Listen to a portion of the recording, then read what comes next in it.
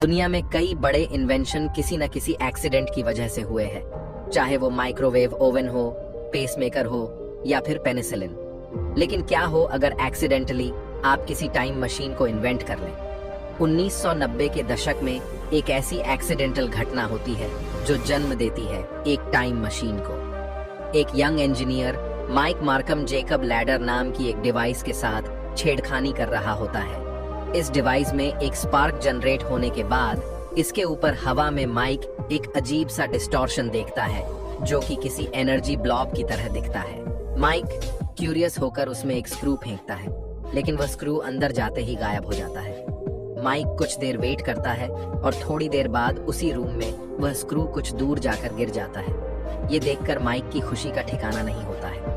Mic को लगता है कि उसने एक टेलीपोर्टेशन डिवाइस बना ली है, लेकिन असल में एक्सीडेंटली उसने टाइम मशीन इन्वेंट कर दी थी। लेकिन इसके बाद कुछ ऐसी घटनाएं होती हैं जिसके बाद Mike Markham time travel mystery का सबसे बड़ा रहस्य बनकर रह जाता है, जिसे देखकर वैज्ञानिक भी दांतों तले उंगली दबाने को मजबूर हो जाते हैं। इस वीडियो को देखने के बाद आप भी हैरान हो जाएंगे। इस घटना की शुरुआत होती है आज से 30 साल पहले 1995 में, जब अमेरिका में माइक मार्कम नाम का एक इंजीनियर जेकब लैडर प्रोजेक्ट पर काम कर रहा होता है।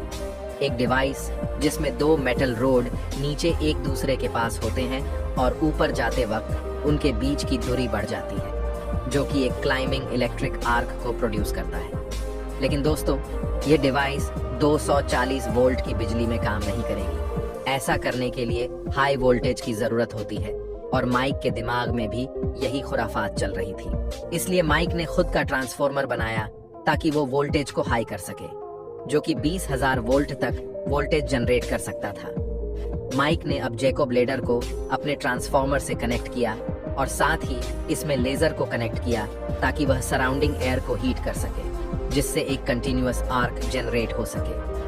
इस प्रोसेस में माइक ने इस लैडर के ऊपर एक स्ट्रेंज चीज देखी। माइक ने देखा कि उसकी डिवाइस के ऊपर 8 इंच बड़ा एक अजीब स्फीयर जैसा कोई एनर्जी ब्लोब है।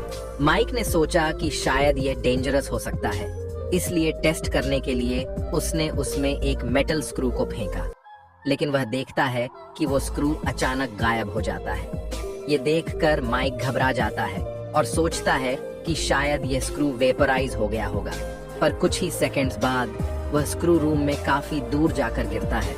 माइक ने कई बार इस स्क्रू को इस एनर्जी फील्ड में फेंका और हर बार यह गायब होकर दूसरी जगह अपीयर होने लगा। इस तरह कई टेस्ट करने के बाद इस जेकब लैडर के कंपोनेंट ओवरहीट होकर बर्न होने लगते हैं। इसलिए माइक इसे फिर से रीडिजाइन करता है और इस बार वह 8 फीट बड़ा एनर्जी ब्लॉब बनाना चाहता है, जिसके लिए माइक को कुछ इलीगल हथकंडे अपनाने का आइडिया आता है।